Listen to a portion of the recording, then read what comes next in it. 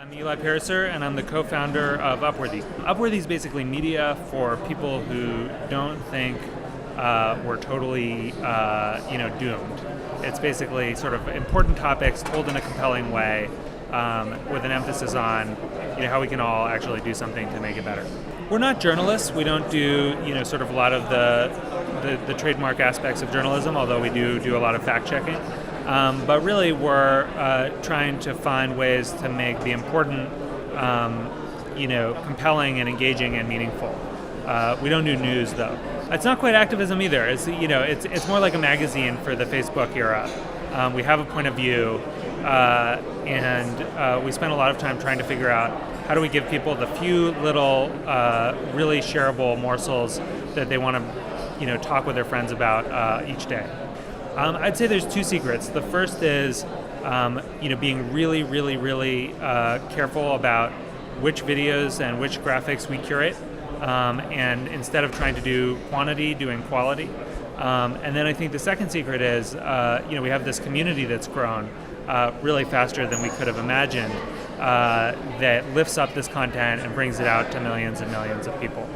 Well, we think in terms of attention at Upworthy. So how much attention are we drawing to this topic? And we try to measure that at every level so that we know which pieces are actually really engaging people and which pieces aren't.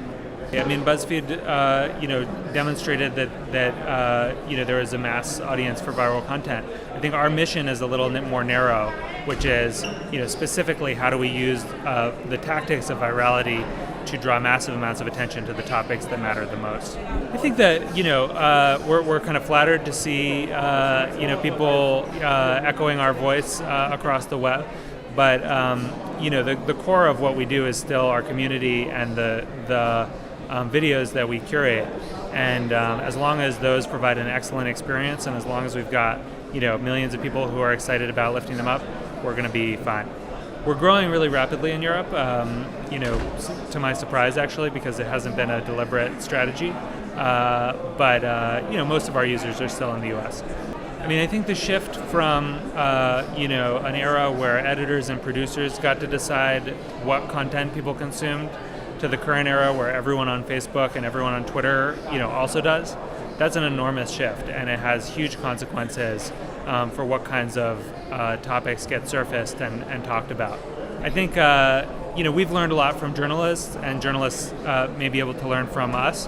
I think we've figured out some things that journalists kind of knew and forgot about how important compelling stories are in drawing people in and helping them pay attention to something that's important.